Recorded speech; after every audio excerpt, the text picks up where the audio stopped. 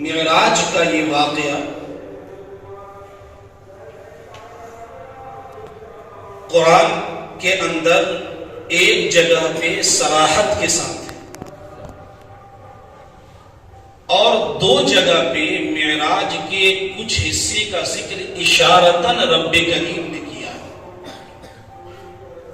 صراحت کے ساتھ جو بیان تھا معراج کا ایک حصہ جس کو اسراء کہا گیا، دونوں پیشرو مقرر سے آپ نے تھوڑی تھوڑی گفتگو اس پہ سماعت کی، اس کا واضح ذکر 15واں پارہ میں پورے ترجمہ کے ساتھ پیشرو مقرر سے آپ نے سماعت کی، جس کا ذکر اللہ نے سبحان سے شروع کیا۔ یہ معراج کا ایک پارٹ ہے، ایک حصہ ہے جس کو اسراء کہا گیا، اور جب یہ اسراء ختم ہوئی، یہ سیر ختم ہوئی، تو اب معراج شروع ہو رہی ہے مسجد اقصی سے، جو کہ اس وقت کی آخری مسجد تھی۔ اس کے بعد دنیا میں کوئی مسجد تھی ہی نہیں، مسجد کی انتہا تھی وہ، اس لیے جو منتہا پہ جو سجدگاہ ہو اسے بولتے ہیں مسجد اقصی۔ وہاں سے حضور کی معراج شروع ہوتی ہے۔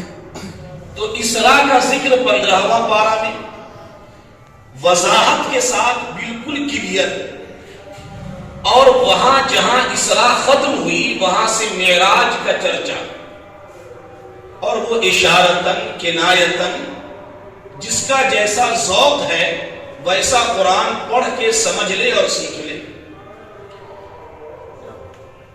ایسا کیوں کیا؟ معراج کی طرف جب قدم بڑھا ہے مصطفیٰ کا تو وہ ذکر اشارتاً ہے، اور جو اسراء ہوئی مسجد حرام سے مسجد اقصی ملک شام تک، اس کا بیان بالکل کلیئر ہے، کیونکہ یہ جو اسراء ہوئی ہے یہ زمین پر ہوئی، اور یہ بندے کے بھیجے اور عقل میں آسانی سے آ سکتی تھی، تو رب نے وضاحت کے ساتھ بیان کر دیا۔ اور معراج جب مصطفیٰ کی شروع کی ہے تو یہ اب لامکہ کی طرف قدم بڑھ رہا ہے، نور کی طرف قدم بڑھ رہا ہے، اس منزل اور مقام کو یہ خاکی کیا جانے، تو اللہ نے اشارتاً اس کا ذکر کیا۔ اگر ذوق ہے، علم ہے، جستجو ہے، طلب ہے، تو سمجھو اشارے میں تمہارا رب کیا کیا کہہ رہا ہے۔ اور امام مکرم تشریف فرما ہے، جب متکلم اسپیکر جب بات کرتا ہے تو وہ بات جو واضح کی جائے اس سے بہتر ہے کوئی بات اشارے میں کر کے گزر جائے، سمجھنے والا سمجھتا ہے۔ ایک اشارے کے کتنے معانی ہو سکتے ہیں؟ جو واضح تھا، جو موٹی باتیں تھی، رب نے اس کا ذکر کر دیا، اور معراج کا جب ذکر کیا تو اشارے میں کر کے مولا گزر گئے۔ اب اہل علم، اہل ذوق، اہل فکر اپنے انداز سے سمجھتے رہے۔ یہ جو معراج شروع ہوئی ہے تو کئی احادیث پاک میں محدثین نے اس کا ذکر کیا، کتابیں لکھی گئی۔ 53 سالہ زندگی جو مکے میں مصطفیٰ نے گزاری، اس زندگی کا ایک مختصر سا واقعہ ہے یہ سفر معراج، اور اس کے بعد 10 سال کی زندگی مدینے کی ہے۔ معراج واقع ہوئی مکہ میں، ابھی آپ نے سال بھی سنا، نبوت کے 11ویں سال، اعلان نبوت کو 11 سال ہو چکے تھے، مقصد بھی حضرت نے تھوڑا سا بیان کیا۔ اب جب بیان کر چکے تو چونکہ اور اس کو کلیئر ہونا چاہیے، پھر کبھی موقع ملا تو میں مقصد پہ گفتگو کروں گا، کیونکہ بیان سرسری ہو چکا تو میں دوسری طرف چلا گیا۔ تو واقعہ معراج ہوا مکہ میں، اور حدیث بخاری کی اور مسلم کی، امام بخاری اور امام مسلم دونوں ایک واقعہ پر لفظ بلفظ متفق ہیں اور ایک ہی راوی ہے۔ حضرت یہ بھی تعجب کہ واقعہ معراج ہوا مکہ میں، اور جس واقعہ معراج کی حدیث جو صحابہ ذکر کر رہے ہیں وہ مہاجر نہیں ہیں جو مکہ کے رہنے والے تھے، نہیں، وہ انصاری صحابہ ہیں جو مدینہ کے رہنے رہنے والے حضرت مالک ابن سعسع رضی اللہ تعالی عنہ، اور اس صحابی سے ایک ہی حدیث مروی، اور یہ حدیث معراج ہے۔ امام بخاری اور امام مسلم دونوں متفق ہیں اس پر، اور دونوں کے راوی حضرت مالک ابن سعسع رضی اللہ تعالی عنہ، اور اس حدیث کے علاوہ اس صحابی سے کوئی اور حدیث کائنات حدیث میں ہے ہی نہیں، بس ایک حدیث۔ اب سوال یہ ہے میرے اور لوگ، یہ بھی اشارہ ہے جو کہ بلیغ سے زیادہ افضل ہے، وضاحت سے اور صریح سے زیادہ بلیغ ہے۔ میرے اور لوگ واقعہ معراج نہ بیان کرتے نہ مجلس قائم کرتے۔ کیوں نہیں کرتے؟ کیونکہ واقعہ معراج بیان کرنے میں اہل سنت کے عقائد کی حقانیت کا اظہار ہے، وہ کرتے ہی نہیں۔ اہل سنت جہاں واقعہ معراج بیان کریں گے کہ ہم جماعت اہل سنت و جماعت کی حقانیت واضح ہو جائے گی، اس لیے کرو ہی نہیں۔ اب تم نہ کرو، یہ تمہارا مقدر ہے۔ واقعہ ہوا مکے میں اور مدینہ میں ذکر ہو رہا ہے، اتنے سال کے بعد واقعہ ہوا مکے میں، اور راوی ہیں مدینہ کے انصار، اور دونوں حدیث متفق علیہ حدیث ہے بخاری اور مسلم میں۔ سوال یہ ہے کہ یہ واقعہ معراج جو مکے میں ہوا، مدینہ میں اس کا چرچا کاہے؟ کیوں ہو رہا ہے ذکر؟ اور قرآن میں ایک جگہ نہیں، 3 جگہ، ایک جگہ صراحتاً وضاحت کے ساتھ بالکل کلیئر، اور 2 جگہ اشارتاً۔ گویا مدینے والا بھی اور مدینے والے کا خدا بھی قرآن میں ذکر کر کے یہ بتا رہا ہے، اس واقعہ کا ذکر کرتے رہنا ایمان میں تازگی پیدا ہوتی جائے گا۔ جو نہیں کرتے مردہ ہے ایمان، اور کیسا انکار کرتے ہیں۔ ہمیں تو تعجب ہوتا ہے، چونکہ میرا مزاج ہے نہیں کہ میں بیان کروں، آواز بھی تھوڑی بھاری ہے سفر کی وجہ سے، ایسا بیان کرتے ہیں، گھما کر کے مارتے ہیں، یہ معراج منامی تھی، یہ معراج روحانی تھی، اور کچھ ہے نہیں، اور وہ بھی بول دیتے۔ منامی کا مطلب سمجھے، یعنی مصطفیٰ خواب میں سوئے تھے تو خواب میں سیر ہوئی، خواب میں معراج ہوئی۔ معراج روحانی کا مطلب جسم یہی تھا، روح سیر کرتی رہی، تو اپنا الگ الگ راستہ تراشتے ہیں بچنے کے لیے۔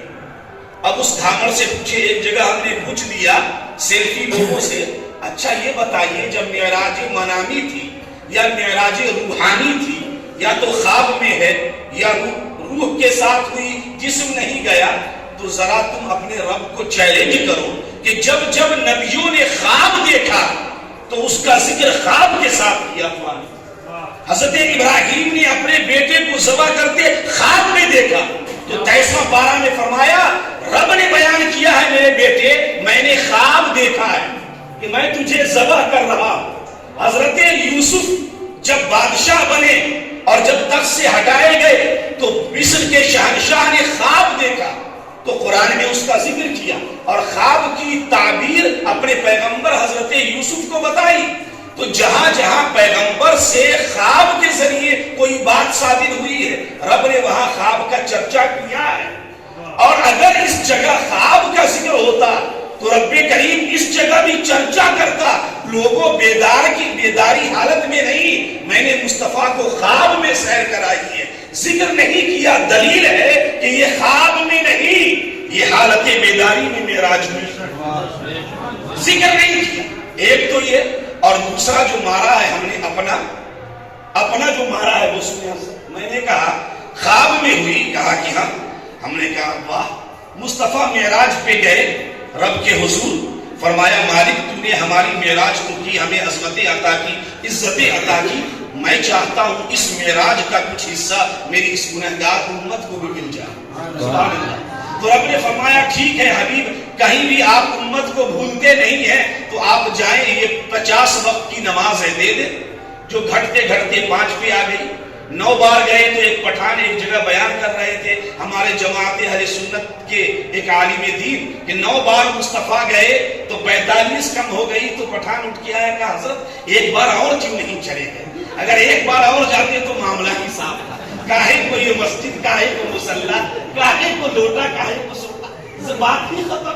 लेकिन बात खैर कुछ और है। हमने कहा कि आका ने फरमाया 50 वक्त की नमाज लेके आए, उसके बाद कम होते गए हजरत मूसा के जरिए आओ थोड़ा सा उसमें, तो 5 रह गए।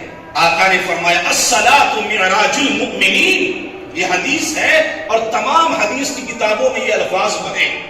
लोग अपनी मस्जिद में लिखते भी हैं जगह जगह, और मिशकात की हदीस है जो कि इंसाइक्लोपीडिया है हदीस की दुनिया में। अस्सलातु मिअराजुल मुमिनीन, ये नमाज मेरे गुनहगार उम्मतियों की मिअराज है। कहा कि हाँ ये तो है। हमने कहा हदीस पढ़ी, कहा हाँ पढ़ी। हमने कहा अब ये बताएं आपकी मेराज नमाज में, हमारी मेराज नमाज में, इस गरीब की मेराज नमाज में तो हम ख्वाब में सोए रहे और हम वहीं से देख ले कि हमने इशा की नमाज पढ़ ली तो नमाज हो जाएगी, नमाज होगी हमारी। अरे हमारी मेराज है।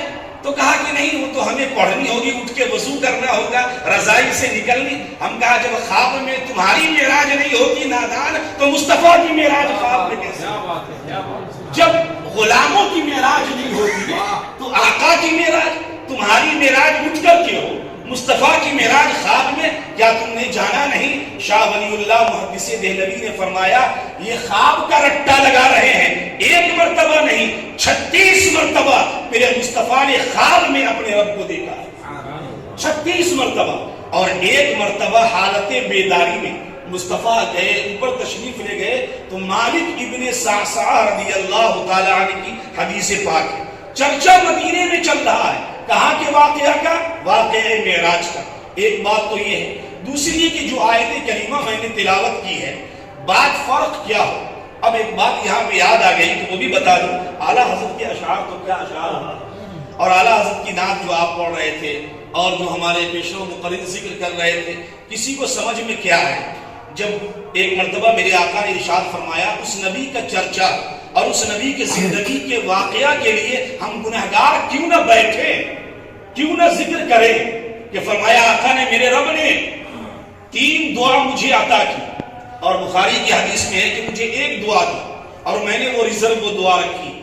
3 दुआ दी, वो उस 3 पे मैं जाता हूं। तो फरमाया सबको दिया, सारे नबियों को दी, सबने मांगी। नूह ने मांग लिया मुझे नजात अता फरमा दे, इब्राहिम ने कहा मुझे, सब ने अपने अपने लिए मांगी। तो फरमाया सहाबा ने हुजूर आपने कुछ मांगी कि नहीं? फरमाया हाँ 2 मांग ली है, 1 रख ली है। 2 मांगी है और 1 रखी है। तो फरमाया 2 क्या है? फरमाया जब रब ने पहली दुआ दी और इख्तियार दिया मुस्तफा मांगे आपको क्या चाहिए, तो फरमाया अल्लाहुम्मा ग़फिरली उम्मती, ऐ अल्लाह मेरी उम्मत को बख्श दे, ऐ अल्लाह मेरी उम्मत को बख्श दे।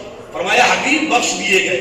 इसीलिए जमाते इस्लामी के बड़े आलिम हैं, उन्होंने अपनी किताब में लिखा है कि मेराज की रात रब ने फरमाया आपकी उम्मत गुनाहे कबीरा भी कर ले तो बिन तौबा माफ कर देगा, बिन तौबा मौला माफ कर देगा। ये उसका करम है ना, किसके सदके? मुस्तफा करीम के सदके। तो उसका चर्चा ना हो। पहले की उम्मत गुनाहे सगीरा करे तो पकड़, और ये उम्मत गुनाहे कबीरा कर ले, लेकिन इश्क़ मुस्तफा डर रहा है मौला से कहीं पकड़ ना हो जाए। फरमाया माफी न भी मांगे ना तो आपकी निस्बत उसे हासिल है, मैं करम करूंगा उसमें, सुभान अल्लाह, मेरी बख्शिश होगी उसमें। तो मांग लिया पहली मर्तबा मुस्तफा ने मेरी उम्मत को बख्श दे। फरमाया दूसरी मर्तबा दुआ दी, फरमाया दूसरी मर्तबा कहा अल्लाहुम्मा रब्बि हबली उम्मती। पहली मर्तबा कहा मौला मेरी उम्मत को बख्श दे। फिर रहा पता नहीं वो कहार है, जब्बार है, बख्शे भी नहीं। फरमाया रब्बि हबली उम्मती, अब छोड़ तेरे सुपुर्द हम ही को दे दे, हमारे हवाले कर दे, तूने हमें रहमतुल लिल आलमीन बनाया, मेरी रहमत टूट के बरसेगी। अल्लाहुम्मा रब्बि हबली उम्मती। फरमाया हुजूर तीसरी दुआ, कहा कि अपनी उम्मत के लिए तो हो गया, जब मेरी उम्मत बख्शी जाएगी, पुरसिरात से एकदम झूमती हुई गुजरेगी, तो ईसा की, इब्राहिम की, मूसा की उम्मत कहेगी हुजूर आप तो रहमतुल लिल आलमीन है ना, इब्तिदा से इंतहा तक, तो सिर्फ आपकी उम्मत जाए तो हम कहाँ जाए? तो मैंने पिछले नबियों की उम्मत के लिए वो एक दुआ बचा दी। आला हज़रत की जब निगाह पड़ी इस पे तो पुकारे अंबिया से करूं। अल्लाह फरमाते हैं पूछो जरा, मिल जाए ईसा मूसा तो उनसे पूछे कि क्या आपने दुआ में ताकत नहीं थी कि हमारे नबी के भरोसे रह गए? तो वो अर्ज करेंगे کہ میں جانتا تھا کہ ایک محبوب آئے گا وہی سب کی نیا پار لگائے گا، تو ہم اپنی دعا کاہے کو برباد کریں؟ مانگ لیے اپنے لیے، جب آپ ہے ہی ہیں تو ہم کاہے کو اپنی دعا برباد کریں؟ اعلیٰ حضرت فرماتے ہیں اب یہاں تو انبیاء ملیں گے نہیں، وہ نبی کی شان تھی کہ موسیٰ کو دیکھا کہ قبر میں نماز پڑھ رہے ہیں، تو کل بروز حشر جب اللہ کے حضور سب حاضر ہوں گے، ساری قوم، ساری جماعت، سارے انبیاء اور رسول حاضر ہوں گے، تو کل قیامت کے دن ہم پوچھیں گے، کیا انداز ہے، انبیاء سے کروں عرض کیوں مالکو، کیا سوالیہ جملہ، انبیاء سے کروں عرض ابے کیوں مالکو، وہ مالک لوگ تھے نا، نبی اور رسول تاجدار لوگ، کیوں مالکو، کیا نبی ہے تمہارا ہمارا نبی، کیا جو ہمارا نبی ہے وہ تمہارا نبی بھی ہے کہ تم ہمارے نبی کی دعا کے بھروسے بیٹھے رہے، کیا نبی ہے تمہارا ہمارا نبی؟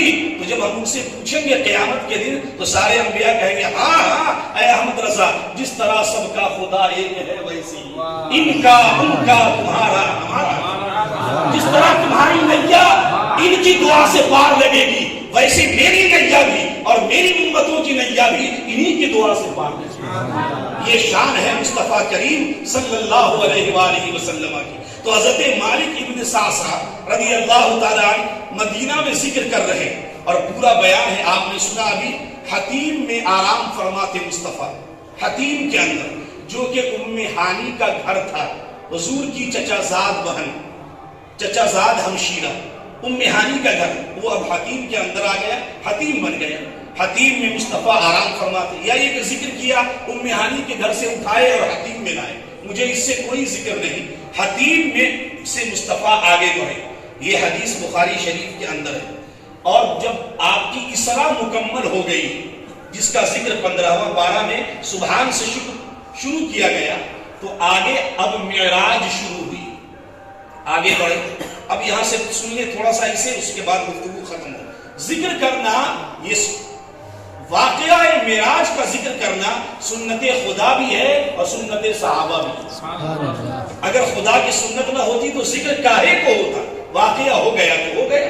اب حضور گئے معراج کی طرف بڑھ رہے ہیں، مسجد اقصی سے قدم بڑھ رہا ہے، آگے کی منزل طے ہو رہی ہے، تو دروازے پہ گئے، یہ مسلم اور بخاری کی متفق علیہ حدیث پاک ہے، 1.5 صفحہ کی، پورا لمبا چیپٹر ہے۔ فرمایا گئے تو دروازے پہ گئے، وہ دروازہ، جبریل تو پہلے بھی آتے تھے نا، پہلے بھی آتے تھے وحی لے کر کے، تو بار بار کسی دروازے سے آتے جاتے ہوں گے تو وہ دروازہ تک کھلا رہتا ہوگا، وہ تو جانتے ہوں گے کس چابی سے کھلے گا، لیکن جس دروازے سے حبیب کو لانا تھا وہاں پہرا تھا، کوئی پہلے نہیں آئے گا، آئے گا تو پہلے نوک کرے گا، تو گئے اسی راستے پہ، پہلے کوئی نہیں، دربان کھڑا ہے، یہ گیٹ کھلے گا تو محمد مصطفیٰ کی، استفتح الباب، دروازہ کھٹکھٹایا، آواز آئی کون بے، کوئی دوسرا تو نہیں، تو فرمایا گا جبریل، جبریل من معک، تمہارے ساتھ کون ہے؟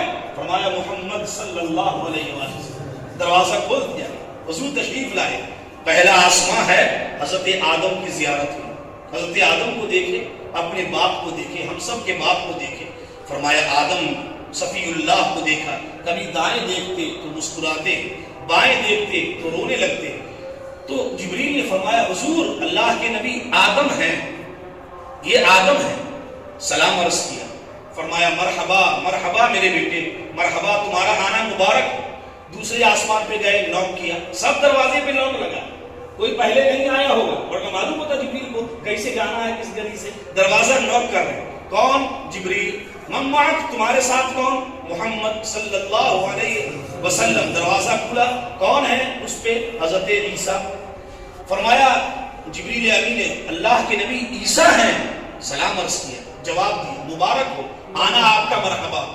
یہاں پہ بڑی پیاری تفسیر کی ہے بزرگوں نے، فرمایا جب سب جگہ سے جا ہی رہے تھے، امامت کر کے مسجد اقصی سے بڑھے تھے، تو سب کو تو مصطفیٰ پہچان ہی رہے ہوں گے کہ یہ ابراہیم ہے، یہ عیسیٰ ہے، اس کے بعد تیسرے پہ یوسف ہے، چوتھے پہ حضرت ادریس ہے، پانچویں پہ ہارون ہے، چھٹے پہ موسیٰ ہے، ساتویں پہ ابراہیم ہے، سب کو تو جان ہی رہے ہوں گے، تو جبریل بار بار کیوں کہتے تھے یہ ہے، یہ ہے، یہ؟ فرمایا اس لیے کہ یار کی توجہ صرف یار کی طرف تھی، سبحان اللہ، اس طرف تھی، کہاں دائیں بائیں دیکھنا کہ بیٹھا کون ہے، اس طرف چلنا ہے، رات کا وقت ہے، محبوب اور محب کی سرگوشی ہونی ہے، یکسو نگاہ اس طرف، توجہ اور فوکس اس طرف۔ جبریل دیکھے کہ ادھر ادھر توجہ ہی نہیں کر رہے، فرمایا حضور کچھ توجہ ادھر بھی کرتے جائیں۔ یہ ابراہیم بیٹھے ہیں انتظار میں کب سے، دوسرے پہ پہنچے تو عیسیٰ بیٹھے ہیں کب سے، حضور کی توجہ اپنے مولا کی طرف۔ کب ملاقات ہو، جب جبریل توجہ دلاتے حضور یہ حضرت عیسیٰ ہے تو سلام عرض کرتے، یہ حضرت ادریس ہے تو سلام عرض کرتے، منزلیں طے ہوتی گئی۔